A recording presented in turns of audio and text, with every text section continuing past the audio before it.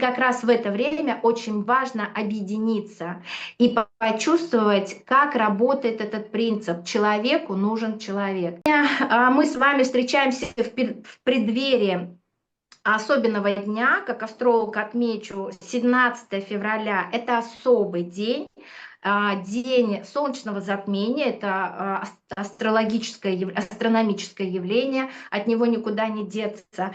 Но с точки зрения энергетической, психологической, люди достаточно непросто проживают этот период. Это конкретно перенастройка, это перезапуск, так скажем, сценариев в нашей жизни. И как раз в это время очень важно объединиться и почувствовать, как работает этот принцип. Человеку нужен человек. И если мы здесь с вами собрались, то, безусловно, мы нужны друг другу. Поэтому сегодня мы говорим еще раз о состоянии гармонии, о том, как подобрать ключи к состоянию гармонии.